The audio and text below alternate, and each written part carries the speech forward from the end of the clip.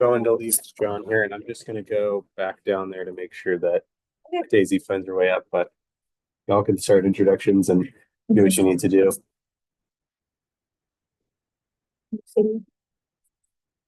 Keep starring comedian. Hey, John, it's Melissa Gonzalez, formerly from New Mexico. I'm now here at Tulane. Hi, wonderful to see you. Yeah, great seeing you again.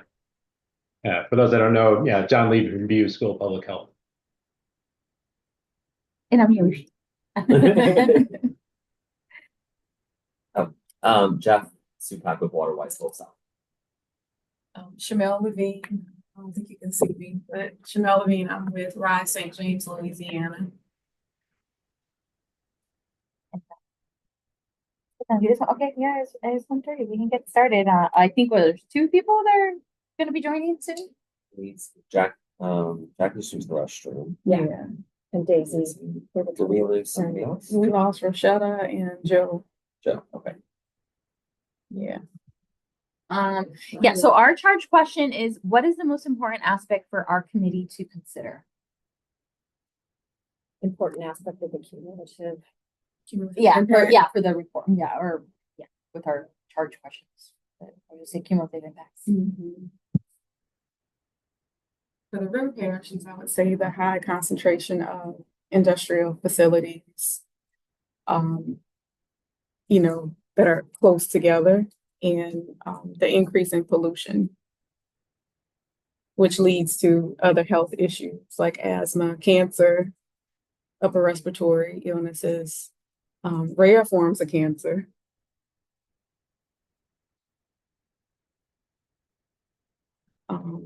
Miscarriages, maternal issues, like low birth weight babies, preemies.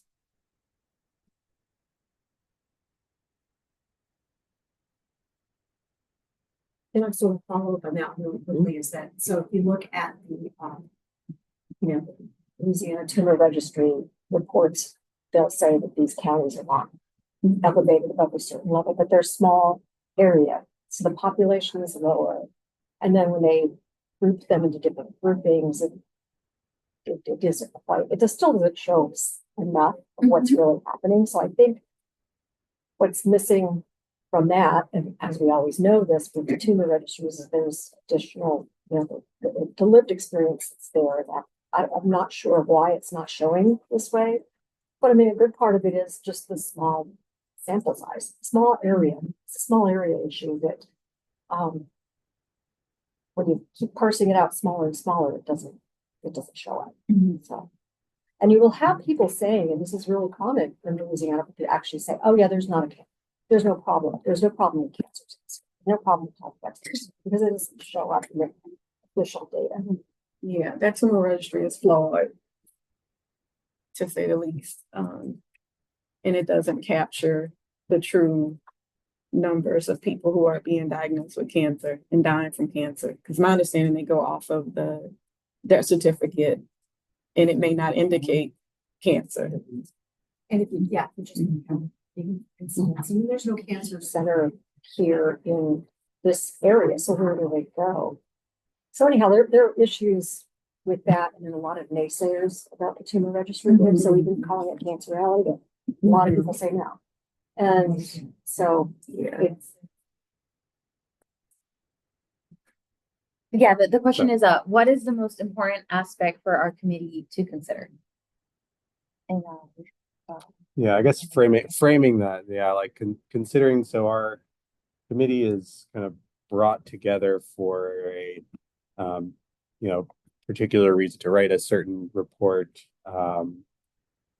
directly to EPA, basically giving them advice on how to approach these cumulative impact assessments. And I think something that they even brought to us in thinking about this is how do we bring in community voices as well into this process. So obviously we have our own questions that they've given us, which we started to touch on throughout the day about stressors and vulnerabilities and all of that. But I guess looking forward to like the impacts that you know, something like this report can have. Like, I mean, I think we've said it before, you know, I mean, unfortunately, us being here, like, we're not going to be able to fix water like immediately, just us being here today. Like, we're not going to be able to like fix the air pollution that's going on in the communities.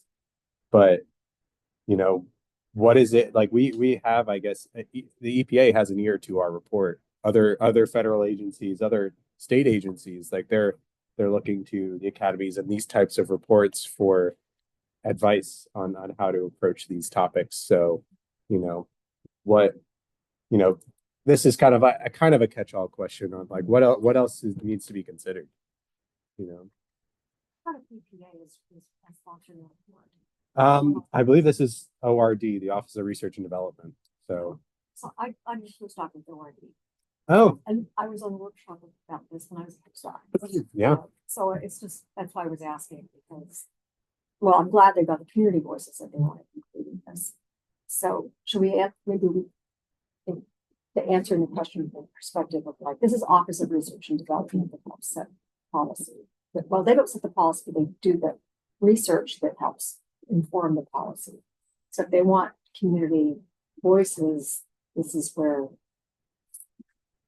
they get some input about the best way to do that. So it's not just what the concerns are, but how, some information about how we think that the community should be heard. Yeah, even that as well. I mean, I think it's like really all together. I mean, in considering cumulative impacts, like how can community voices be brought to the table like that? I mean, that's part of it as well. That's what I mean, that would be my answer. Is so today you took a sampling of community voices, but how is that integrated into policy and decision making moving forward? I don't think community voice is integrated. And so I think like kind of as we talked this morning, we were asking, you know, where does community go to, how do they make decisions? How are they a part of the process? Instead of just constantly fighting back against something. So like even like in funding releases that the government is making, like are they requiring the community organizations be a part of those processes and not just being told what to do? So I think that's what's kind of sparking for me is like the most important aspect for this committee is potentially is like how does community how is there a pathway for community to have a larger voice in all the decision making that's happening, whether it's with industrial plants and permits that are being released or infrastructure upgrades, like where is community fitting into that process? Yeah, and I mean even like when you just started with that, I mean, you know, this you all here today, I mean, it's really great that you're here. But again, like we're not talking to every community member. I mean, you don't represent the person living down the road from you. You know, even if they're your neighbor, they might be experiencing a totally different situation, based on, you know, other factors in their lives. But, you know, this is really just getting a sense of how can we move forward with all of this. So yeah, thank you with that. So can I ask just a follow-up question, I guess, to anyone around the table? Like what do you see as the biggest barriers toward getting more community participation in the process? Like where's the one place where you think if we could remove that barrier, things could improve? It's not an easy question, but just curious if there's any reflections. I would say disenfranchisement in our community is a big issue because if people are already feeling like they don't have a voice, they're not going to come to the community meetings. They're not going to join a Zoom. So if they're already feeling hopeless and that the government is not paying attention to their needs, like for instance, in St. James, and throughout Louisiana, really, you know, they're saying that Cancer Alley is a myth, like our politicians are saying this. And so if they're hearing this, then it's like, okay, well, nothing will be done because they don't believe that these things are impacting us. So I think I think the politicians are a barrier. To be And honest. the distrust and The media, misinformation, lack of knowledge, Mm. or education around, the pollutants, which is one thing, with RISE, we do chemical of the month and we're trying to educate people about the effects of the different chemicals that are being emitted by all of these plants. Mm. Over 180 petrochemical industries throughout Cancer Alley. And that's helping to get the word out, but there needs to be more. Yeah.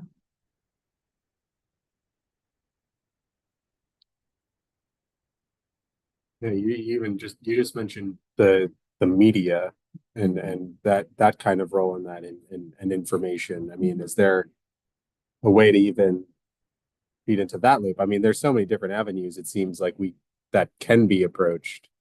Are there any I don't want to say low hanging fruit, like where do you begin, right? I mean,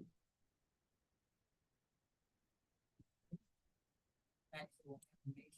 I say we have, or they can spin it to fit their narrative, or whoever's sponsoring it. mm, So okay. with that, I don't think that the correct information gets out to the people, and then, like you said, the facts just they don't add up because we know it to be one thing, but then you hear it and what they relate to people outside of the area.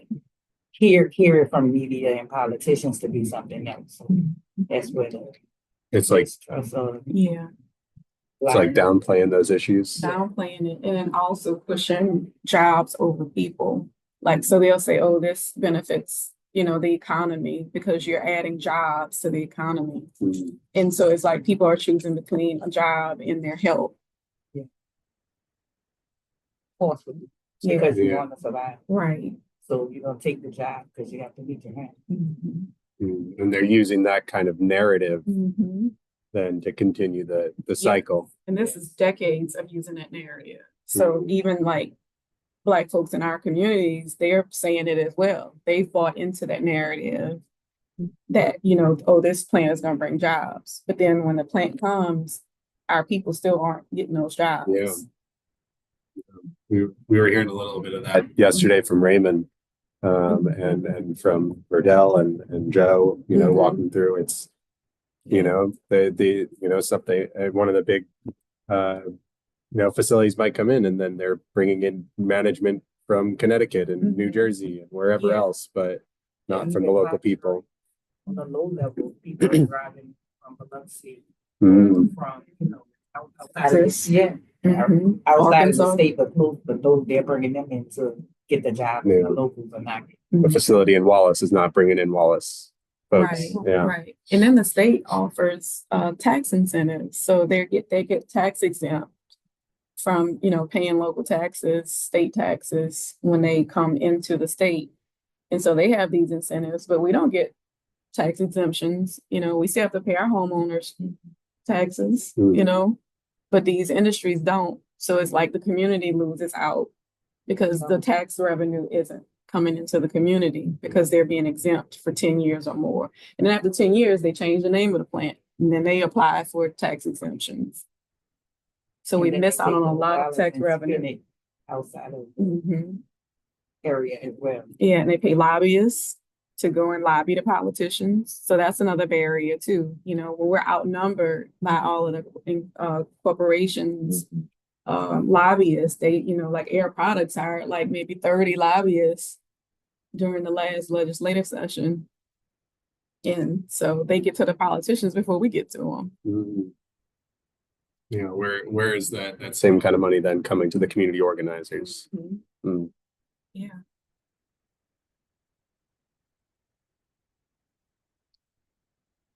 Any additional thoughts, even on a different stream of consciousness?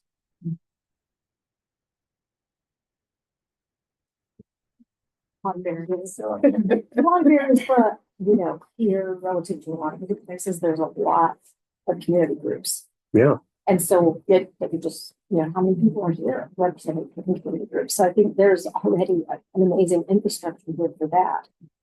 that should be utilized and shouldn't be sidestepped. And then it goes back to like, you know, how the EPA could come in, but I mean, and they have been funding different things, but how do they continue that? We had a member of our group that was saying, how do we keep the funding coming to our organization so that we can keep working together, working, you know, maintaining what we're doing. And then, so I think there has to be a holistic approach. The other thing too is that, I mean, I noticed you're going to tribal communities, you're going to the river parishes.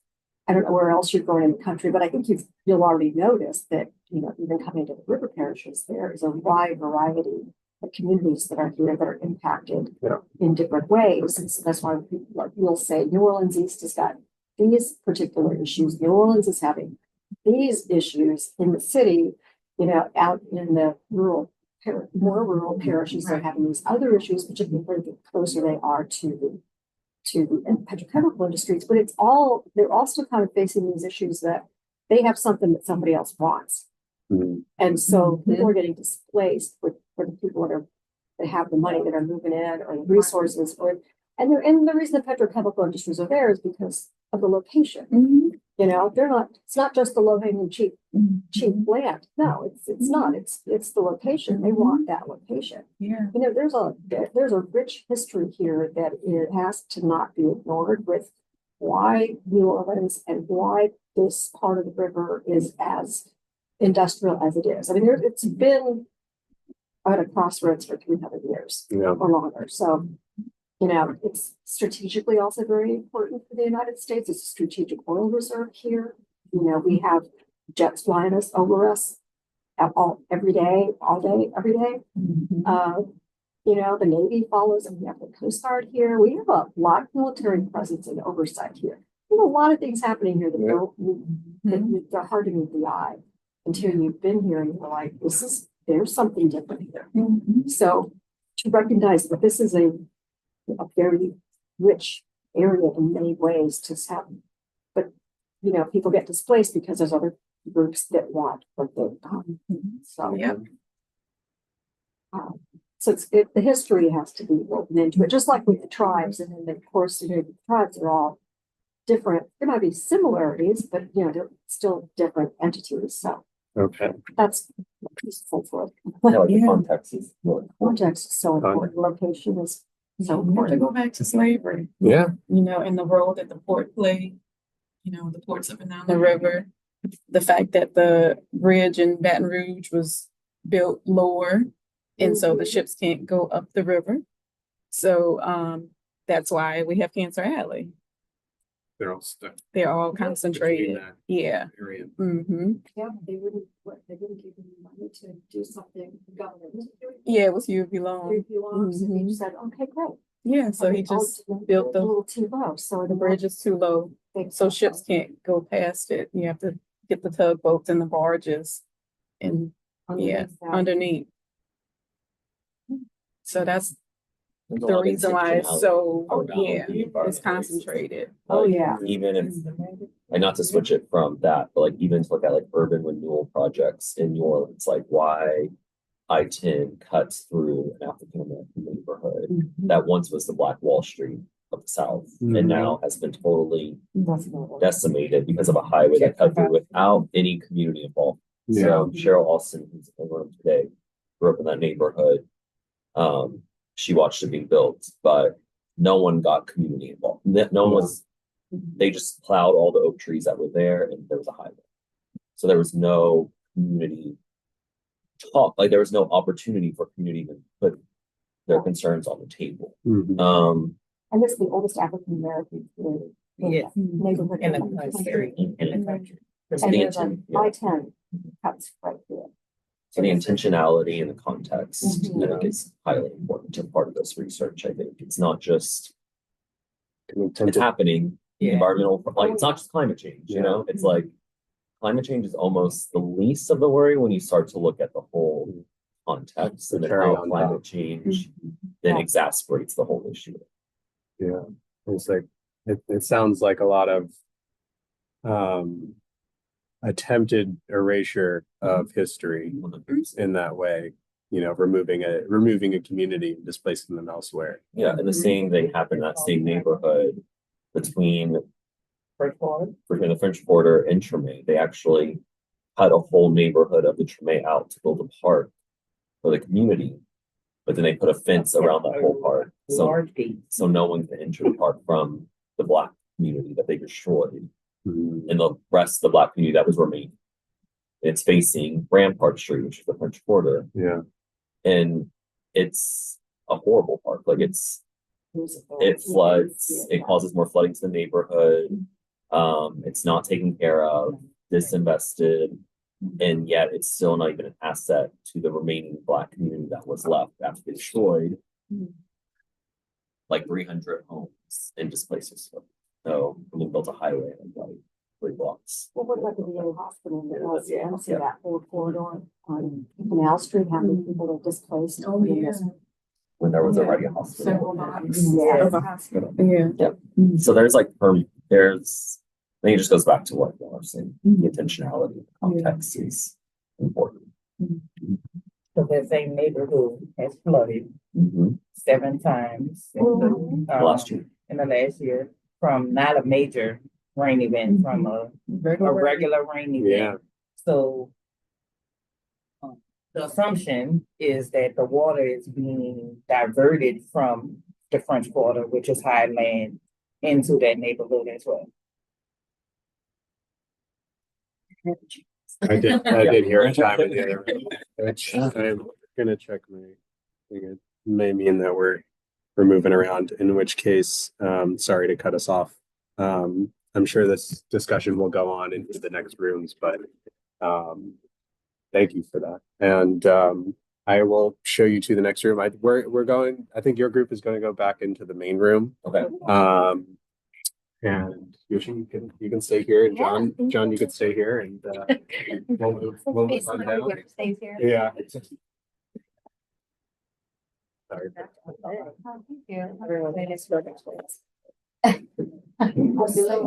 Watch your step here. Sorry for my trailing. Yeah. Yeah, no, I think it's like. I don't remember if you all took the stairs, but going down.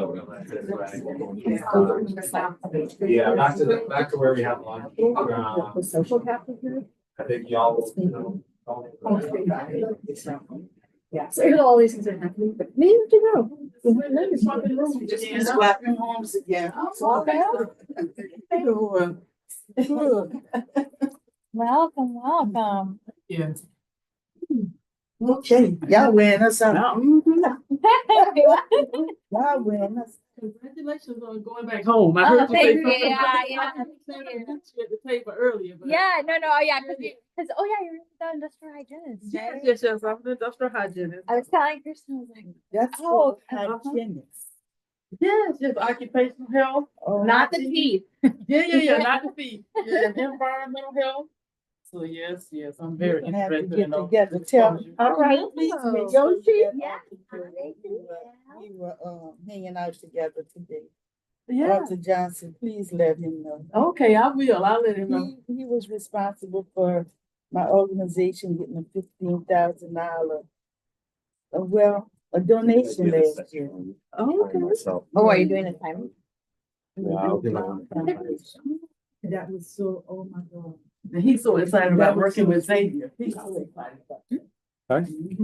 Oh, I wasn't sure if there was more in the group. Were you only 3 groups? 93? 93. I love it. Oh, no, you're fine. Very glad to have you all here. I felt the room vibe change as soon as you all walked in. Yes. I don't know if I could handle more. So. And John's here as well. Anthony, we don't know how that happened. We asked, what's her name? Kristen? Is that? Oh, yes. Well, I picked light blue. No, I think somebody switched their color. Oh, yeah, you think so? Someone switched their color. Maybe that's how green ended up with like Green has 7 like 8 people. Yeah, the popular color, I guess. They couldn't hang, so they all went there. I don't know if you want me or. Yeah, so it's I think John might be on a break. It's fine, but you'll see He's in this chair. So our question for this group is what is the most important aspect for our committee to consider? But with any theme, we're also here in case you want to, have continue from a different What is the conversation. most? What is the most important aspect for our committee to consider? Yeah. Okay. As it relates to, what to incorporate in the report, barriers, in accessing, community engagement in the process.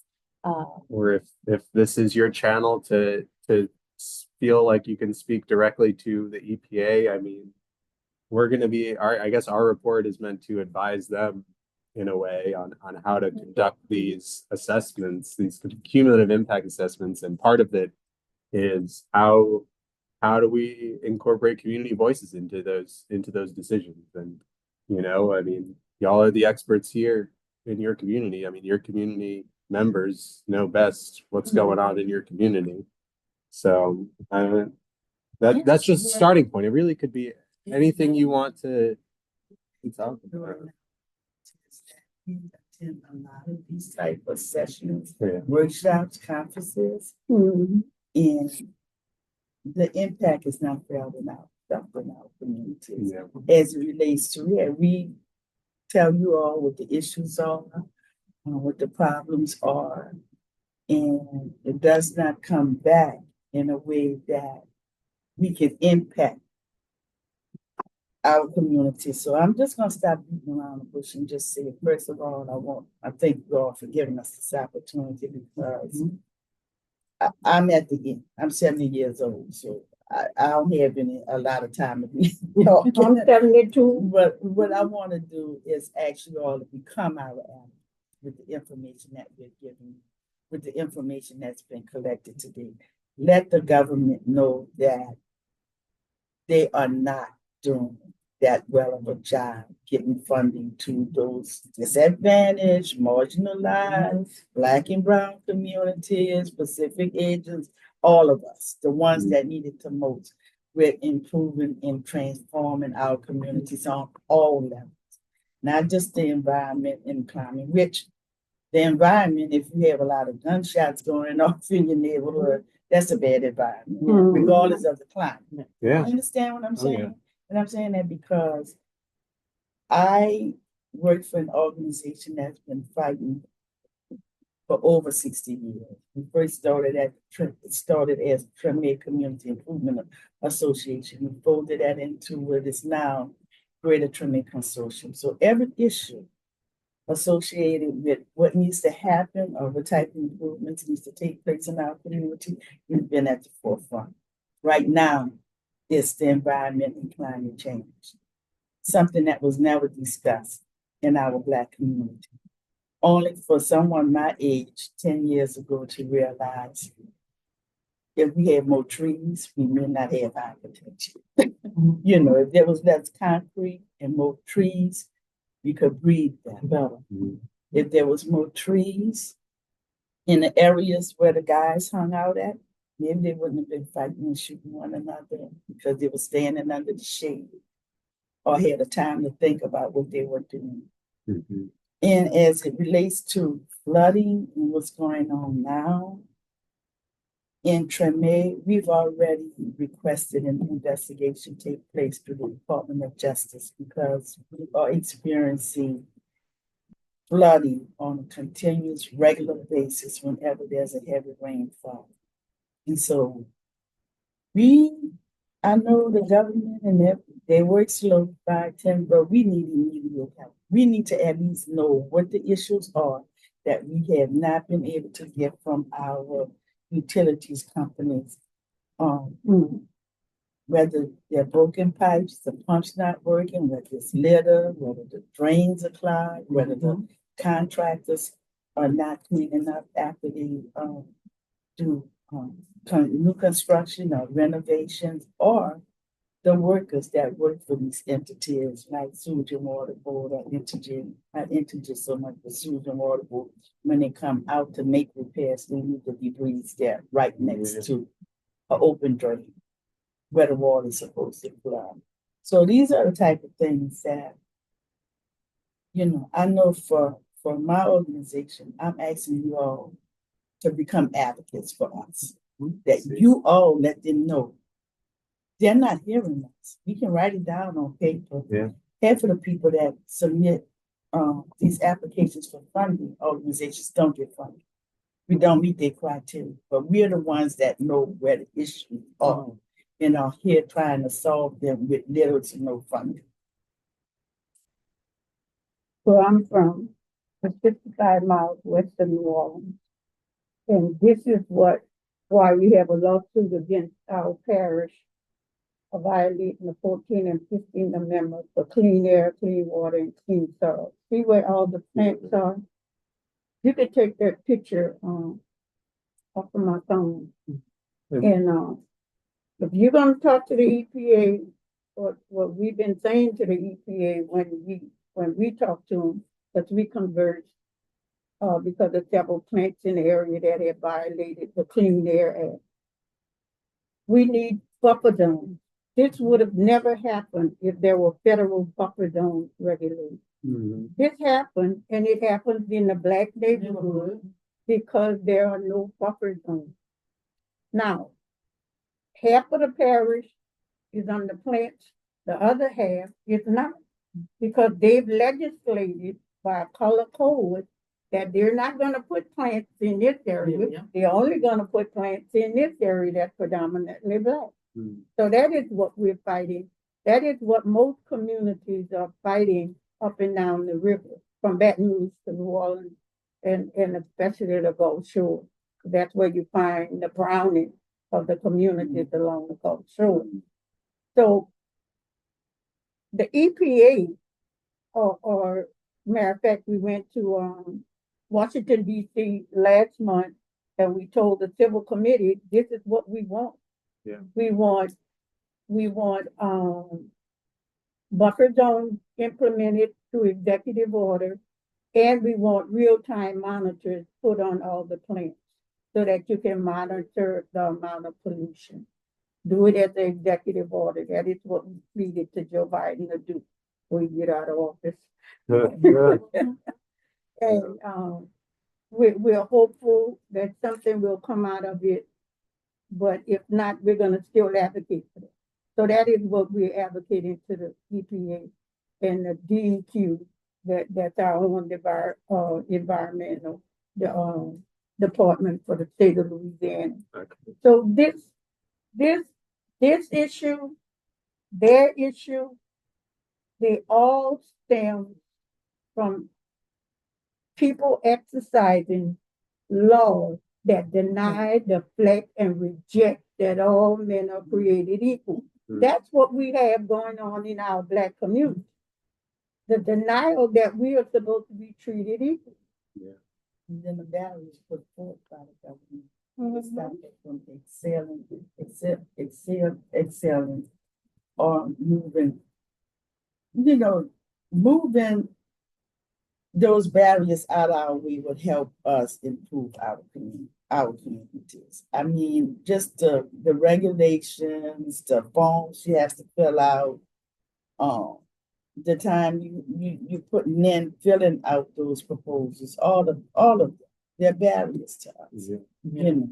Just like the streamline. The maintenance, like when we talk about the flooding, they come out, they clean out the basin, but they do that on a regular basis. You can't do it every 5 years, because then you have to have something in place, the infrastructure in place to continue to do that type.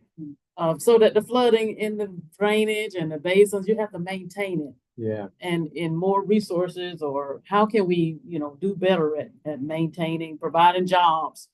That's a job opportunity. The community, what I would like for more infrastructure and the technology, because companies, the research, the smell, the pollution, when we start talking about in the communities, then you need to have people that are going to say, okay, well, this money is going towards how can we reduce this pollution as low as reasonable achievable. We know right now they're saying, okay, well, this is as low as we can go, but people are still sick. They're still dying from this pollution. And so in the future and going forward, how can we continue to invest and try to reduce the amount of pollution until we can get these buffer zones. Yeah. We have to do something to decrease the amount of flooding, to decrease the amount of pollution, our healthcare system. People down in Plaquemines Parish, they don't even have a ambulance. They have to go to the West Bank. They can't even get on the ferry, or they have to come to New Orleans. They have to come up the river to get healthcare. So we still have, communities that are still need assistance at this particular time. So that's why we're saying we need people to say this. Maybe people say, well, this is America. Surely people have an ambulance. Surely people have a grocery store. They can, but in certain Phoenix, Louisiana, Plaquemines Parish, down in that area, St. Bernard, you're bringing in these new plants, liquid natural gas, ammonium plants. You keep bringing, but what are you doing? Are these going to be less? Is it going to be less pollution now that you're bringing these green plants? Yeah. We need to have more. We need to have more protection.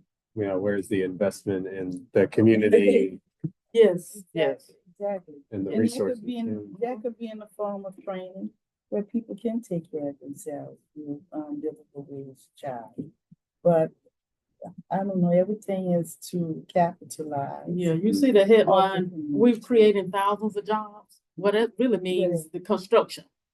When they leave, when the plant is built, now the people living in the community are not, it's not thousands of people in that community actually being paid at that plant. So the headlines read, oh, we're creating thousands of jobs. Okay, yeah, that's not true. Mm. So I think, Yeah, I think we have about a minute or so left, but or at least in this section, I'm sure you can continue the conversation in the next room. I just let her. I'm gonna Great. I'm sure y'all hear this in every other community, so and when it's you a all lot sitting down together, don't forget, when we're charging you all with advocating for for us, us. Yeah. we want you all to be as I'll take bold that. as you and say, no, this is what actually needs to happen. Because this circle just goes around and around for years and Especially New generations. Orleans. I don't understand. This is the tourist capital of the world. Yeah, but And yet you have all these problems constantly, and they can't solve them. They went to Amsterdam to see how they solved their flooding problem. That problem can be solved Yeah. if the politicians get off their boards and stop trying to pass laws that incarcerate more people. They could solve their problem, but they're not looking to do They that. don't want to solve. Because The that's what solutions they are want. there, Yeah. but they're not Yeah. being. With the work we're doing with Water Wise, to see water can be detained, so less water can hit the streets and the drains. Little things, planter boxes, rain gardens, trees, permeable pavers, bioswale. Those are, and they're cost effective, and we've been doing that without government money. We've been doing that with private funding and giving up our time. So I'm like, if we can do that in 6 communities with 1 staff organizations and a lot of residents volunteering their time, the government. That's it. Our time is okay. Thank you all. All righty. We'll see you in the big room. That's actually where. Yeah, I know. I'll show you all over Yeah. to there. You are going back to the big room, so that's. But you'll have one more break. That's the That's what the last break. your last. Oh, group that's is. right. Oh, Yeah, You just watch stay your in step there. here. I love these. Hey, aren't these so good? I got a little in the store.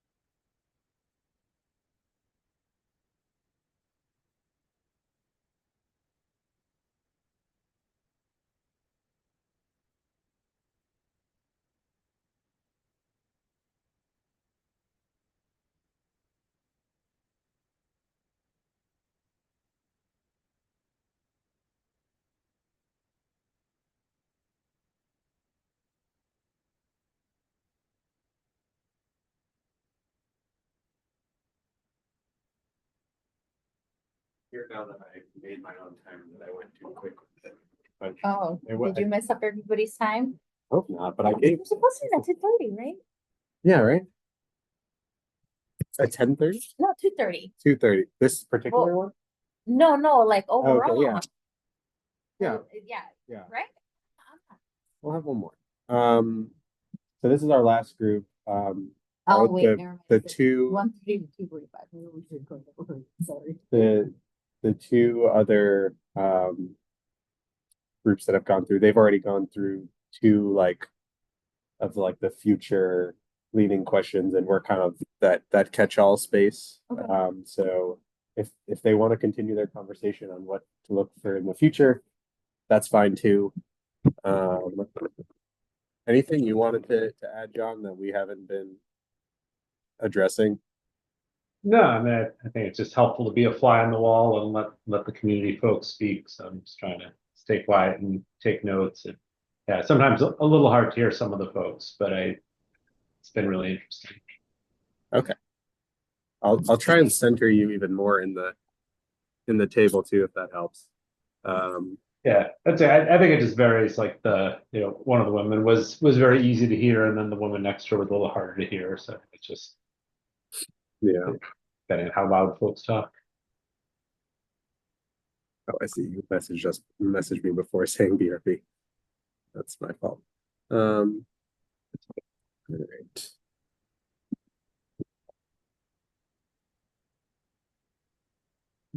So did I hear Yoshi correctly that you're moving to UCLA?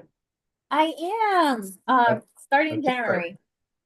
Yeah. Oh, yeah. Heading back to the West Coast. I am. I'm very excited about it. I mean, it's bittersweet. I really love Columbia and the department. It was one of those like 90% personal decision, 10%, long term. I really don't think I could be a soft money type of researcher. Yeah. No, understood. Yeah, there's some great folks at Columbia, but Yeah, great folks at UCLA too. And yeah, if you want to be on the West Coast, that is the place to be. Yeah, that was sort of, yeah, that's really what it came down to. It was, families out there. This is more my neck of the woods. So if it was not now, I wasn't sure when I would get the opportunity again. Yeah. Those jobs like, they either come up, back to back or like 20 years. Yeah, for sure. Is it, so you're saying that this isn't something that's announced yet? You're trying to keep it on the down low? No, it's public now. Okay, it is. Yeah, no, Okay. it's public now. Yeah, everything got Okay. signed off. Keeping it on the down low on a live stream is probably not the way to do No. Yeah, no. It finally everything got like signed off and all that. Yeah, no. And I said I was like I can finally announce it because it's public knowledge. Oh, okay, I see. Yeah, no, I mean because I've known since like July. So Wow. I've been Holding holding on to it for a while, and I was like, when am I getting all this final paperwork? Because I gotta move in like a couple months now. So, but yeah, no, it finally all got.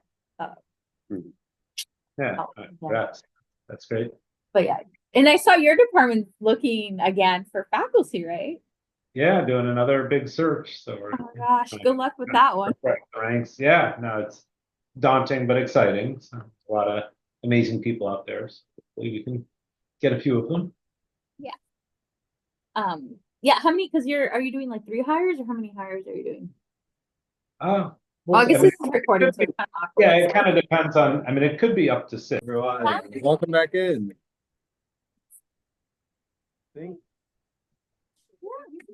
You're at Columbia now. Yeah, we lost one. We have to go Like take the care. biomonitoring study. No problem. Yes, with Rice and James, I am. Yeah. Yes, Everybody likes to say. I just, I don't know, I wanted to connect you with Barbara about that, and I don't know if y'all are still in the planning stage. we are. I mean, yeah, we haven't launched anything. Like on the ground, we are. I mean, we have a plan. Things can change in the plan, but yes, I am involved in that. Okay, because I think I was telling you they're Yes. planning to like test people's blood. Okay. But just the urine, not blood. Oh, okay. Just urine. We thought for this because it's supposed to be only a 1-year pilot. We thought blood was spreading ourselves too thin for trying to. So the urine would test More, what would the urine test? Yeah, for? so the urine, what we're planning on doing is measuring it for different volatile organic compounds, Okay. the different VOC, the acronym VOC, different chemicals.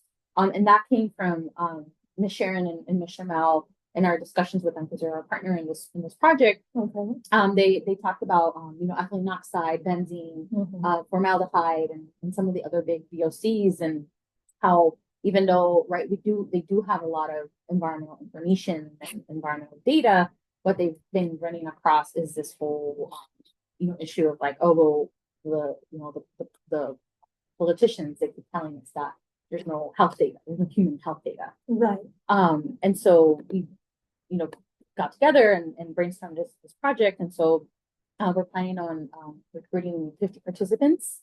So how soon will this be? We're planning on launching in the end of January. And so it'll be 50 participants, and we're asking them to give 3 different urine samples. And the tricky, or what we're really trying to capture, is when they do feel that they are exposed. And so the current not rules, what is it? Instructions. Okay. The instructions are that when they smell a release or something really strong in the environment, that they try to and we also recognize that there's human bodily functions that can't all be precisely measured, but hopefully that they can do a sample within 2 to 3 hours. I know that most of the plants release a lot of the toxin during the early mornings or the late nights. My nephew just got diagnosed with 4-stage cancer of the liver. The doctors have told him that it's from the environment. And he worked with a trucking business, and he would be in the plants, but at night when he come home, he's working on his trucks, and that's when a lot of that stuff has been released. So they are asking us to be tested as well. I'm wondering if maybe can I realize this because we talked. Oh no, we have till 2:45, so.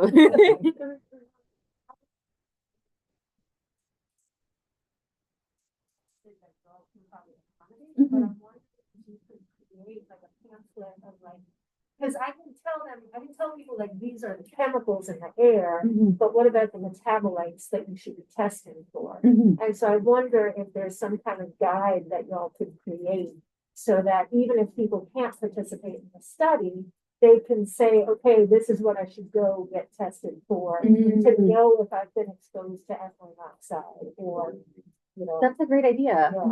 Yeah. Because I know for this one, we were worried about, trying to accommodate because it is a budget and time and logistics for 50 people, but we were also wanting, the reason we decided to do repeat samples in 3 per person was also because VOCs are so hard to measure in urine. And so our hope is that we at least are able to capture that and over that period of time, because one of the scientific issues that we come across is always this whole, well, it was only one time, or it's too low, or you don't know all of these sort of from the other end that we get. But I love the pamphlet idea, so I think I'll take that back to my group too.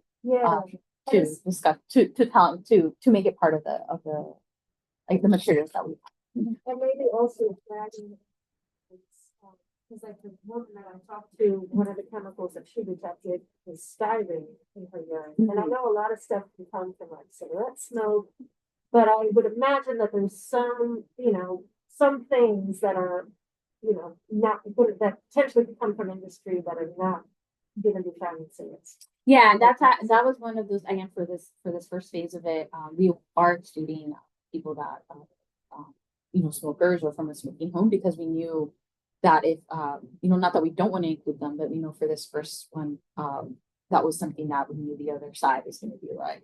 For sure. And so yeah, we do plan on launch in January. The second part of this was going to do which we sort of I think anticipated up to about 150 people in the reporting of odors, so that we can tie it to more the health survey that we'll have available. mostly to overcome this issue of because I think other people have mentioned the emergency text messages, but it seems to be a little faulty or not totally in line with what actual community members are experiencing in the time of it. So that one is it'll be like a weekly survey and reporting of voters that'll go out to the members. And so that one accommodates a bigger number. But the urine knowledge for this part is again, and we are putting in a fridge in the community because it does require urine to preserve. One of the logistical issues is that it needs to be put in the steam freezer. And so so it is something we're bringing here to build that infrastructure. And then we do I think Rice and James is hiring to be, or they I think they did already hire two coordinators for all the on the ground, picking up and coordinating with people for that pickup. Sounds great. John. So this is John's. And so I know that it's already been a long day, and we're your last group before we take a mini break and go back in. And I think you had previous conversations that you were having. Our specific question is, what is the most important aspect, or what is the most important aspect for our committee to consider? But we've also discussed barriers, future visions. And so really here, I guess it would be like your last thoughts about, and I think you put it best that this report is, it's almost like an ear to the EPA of like, how do you want these, our best recommendations of cumulative impacts?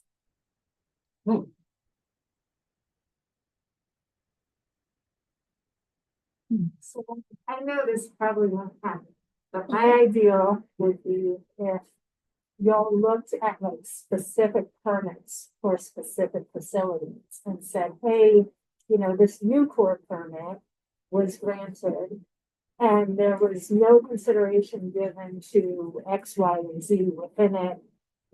Like a sampling of like how regulatory decisions are made and the lack of cumulative impacts being considered in some of these regulatory documents. Because I think for us, what's hard is that like there's a lot of kind of national resources floating out there, but our state decision makers do not feel compelled to consider them, right? And so like as specific and targeted as you can be, pointing out Louisiana specific examples of where things are not being done properly or could be done better, I think would be helpful. I guess again, just like Kim was saying, listen to the science. There's a lot of evidence out there as to what is going on in our communities, but our local officials and even the state is not willing to sit down and have a real conversation about what is really happening in our community. We know people are dying, and at an alarming rate. Every week, somebody different, either in my family or my neighbors or somewhere down the line, is dying from cancer, prostate cancer, pancreatic cancer, liver cancer, lung cancer, you name it, and it's there. And so they just need to sit down and listen to the science of this. I think if there is if I were to put just one thing up front, it would be I would love to feel that there were actually enforcements and penalties and like a real control over the situation. Not my experience is just a toothless tiger. There's I'm sure a big governing body that we call the EPA that does something, but it can't be ignored. It could just be not applied. It could just, so what's the point? And if there is a federal oversight for the state, then where's that intervention? If Louisiana isn't behaving the way it's supposed to be, what is the process? I'd love that there would be a process that the federal can come down to the state, hold the state accountable with some having penalties or threatening. It was threatening jail, whatever it is that you need to do to make this a real thing, to show that you are actually preserving the people or protecting the people. I'd love to see that. Because in my experience, I don't see.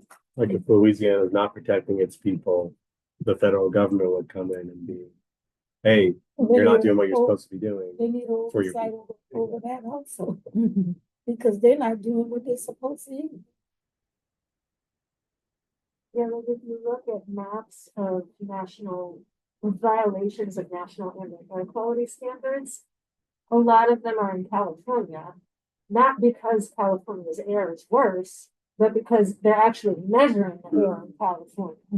And so, like, the system of classification is either non-attainment or attainment / non-classifiable, right? So like in the absence of information, we assume it's fine.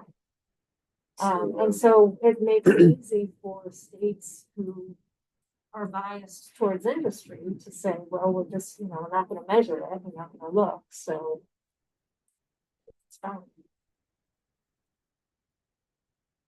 Like actual monitoring at these facilities that are transparent to the communities and then to the larger government, to whoever, Yeah, to be held accountable.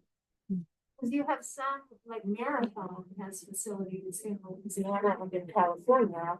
Their California facilities, they have to do fence line air monitoring because it's required. But when community members tried to get that in Louisiana, the legislature said, oh, you're gonna chase away all the industry. Right? Well, no, you're not. Like, there's other states where they operate just as, and they make a profit, and maybe it's not perfect, but it's, better air quality than that feeling.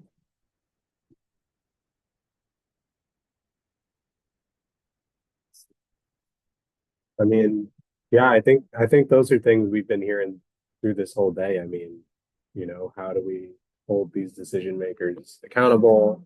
And specifically the industry doing the polluting, how do we hold them accountable? We've been hearing a lot of, there are these you all here and your community organizations, and there's definitely, power in your voices, but if they're not being heard as well, then, is that actually where is that going? Yeah. So, I mean, I think one of the ideas of, hopefully with us being here in this report and being able to advise on what's the next step for action, maybe that's one avenue. I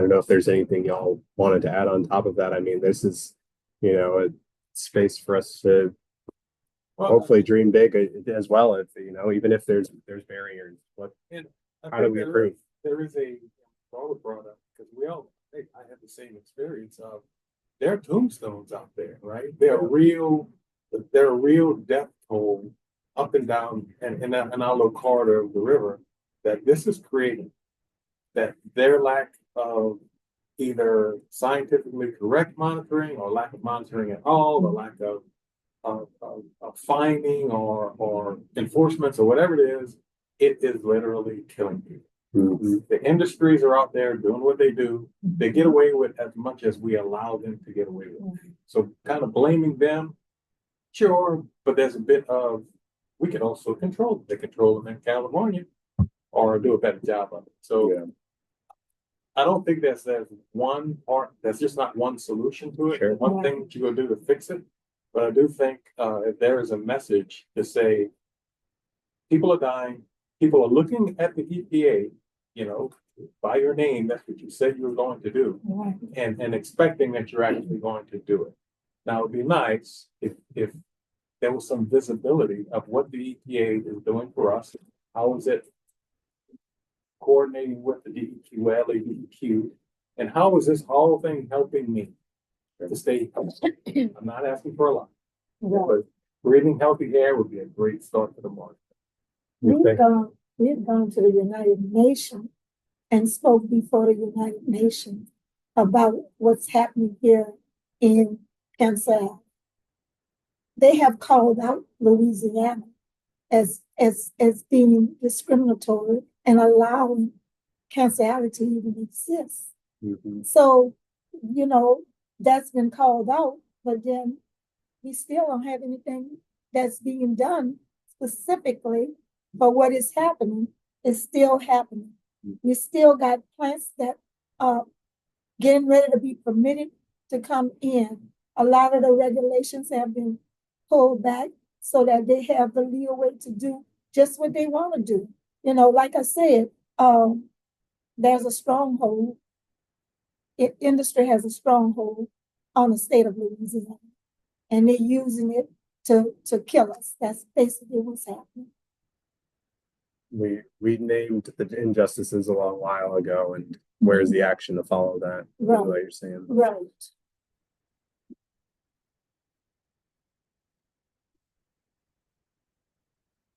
It's a burden itself to have to say all that again. Sorry.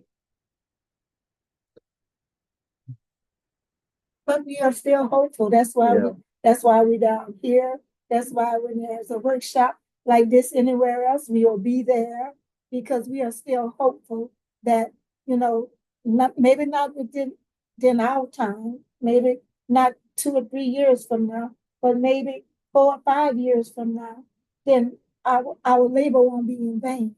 That we can get some of our children, grandchildren, and grandchildren because they're not coming here to come back. But you know, something if we want to talk about what's in action. So you guys were affected because you drove up and down that river, right? You saw what we were talking about. So there is the fence line, and there's somebody's child playing right next to this facility, right? So, and I don't know how much the EPA or DEQ or whoever it is actually get in a van and drive down Answer Alley and have someone who lived their lives here and point to it and say, this is the one that blew up in 1985. It killed how many people? This is the one that sprayed us with whatever. This is the one that has a carcinogen that let out 50,000 tons on us and walk up and down. You'll take that tour and say, this is what we're talking about. Yeah. And then go to a Wallace and say, this is what we're trying to preserve. Oak trees, greenery, quiet, and a river, and a whole bunch. Putting a grain elevator or a whatever complex on this place is not a square deal. Sorry. We have plenty of industry up the river. We only have a few places like Wallace left. And if we keep giving them up, they will be gone. They will be gone. Reserve all of the little areas all up and down the river. You know, we have like down the street where I am, right across the track is a graveyard. And then some areas, I think where DuPont is down there, can they still go in and look, you know, for the graveyard? At one point they couldn't even go to even view their ancestors, you know, the enslaved graves or any of the people who had been buried there. We didn't want that to happen to us in Roundville because we looked at a film, what happened to Morrisville, where a whole community, Salsa has taken over a whole community, and only one person was left there fighting. I don't know if he's still living. He's moved away the last time he was in the hospital. Right. But he stayed there fighting to preserve what was left of their land. And it's gone. The plant has smothered it around the whole community. They brought some of them out, but they couldn't even go and get them a decent place to stay for the little money they gave. They couldn't even get an acre of land anywhere. So that's what we are faced with when they do this to us.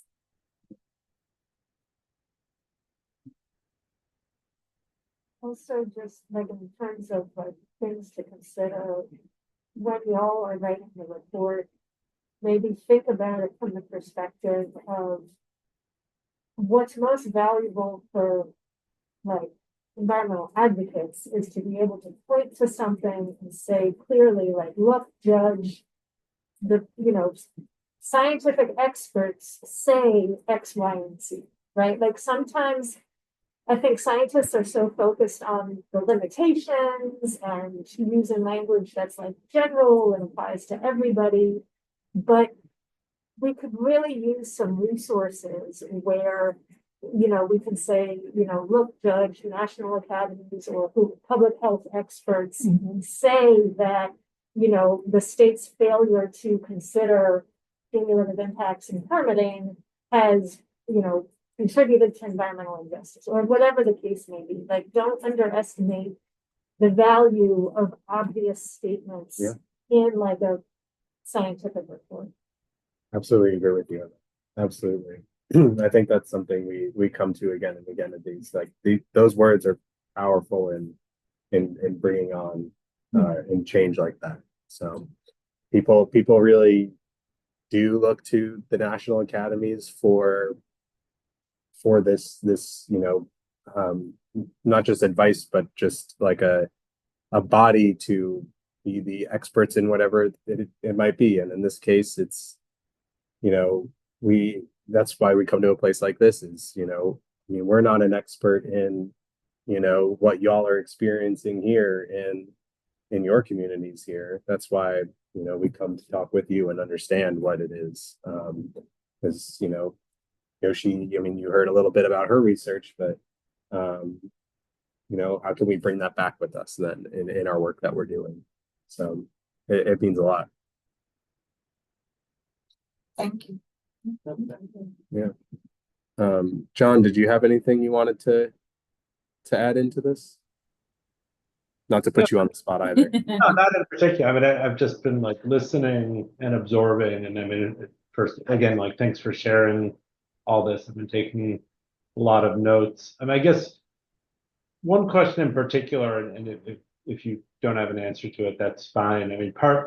Part of our committee's like scope that we're looking at are some of these tools like risk assessment and like what they do and what they don't do to help in these kind of decisions. And so I don't know if any of you have had experiences with agencies using these kind of tools and putting numbers to things. Has it been helpful, harmful, totally missed the boat?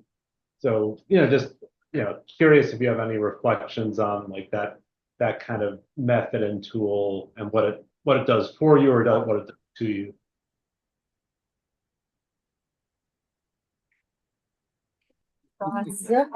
If nothing, that's okay. No. So just like one example that comes to mind is EPA a couple years ago did risk assessments associated with ethylene oxide emitting facilities. And I'm thinking of Sasol, the plant that destroyed Mossville. And so one problematic aspect of it was averaging across larger geographic units.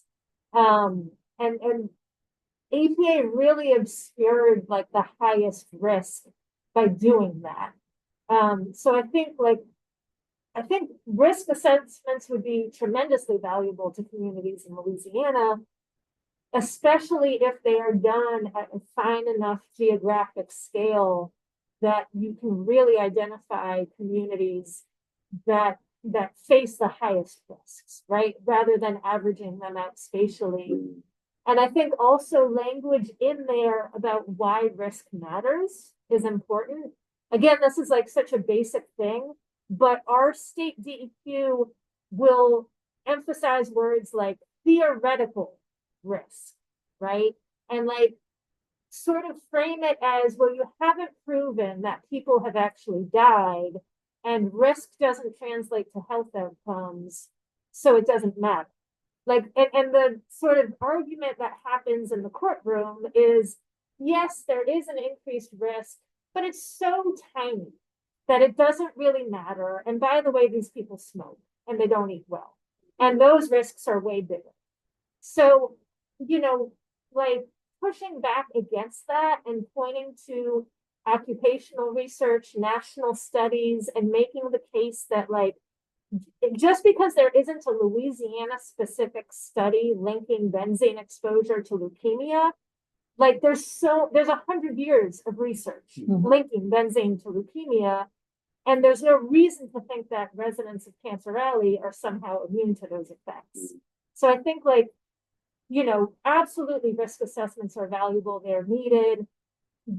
But also like those reports need to be written with the mindset of the agency is sort of going to be hostile. And you may need to say basic things that you take for granted, but, you know, need to be captured in text. Yeah, that's super helpful. Thank you. It looks like we're gonna, or at least I'm gonna get booted out of the breakout room. in a Oh, is second. that what's going on here? Yeah, I think we got about 30 seconds before I explode, but yeah, thank you, everybody. Thanks, John. I think John Hopkins just did. Yeah. Yeah, that's like,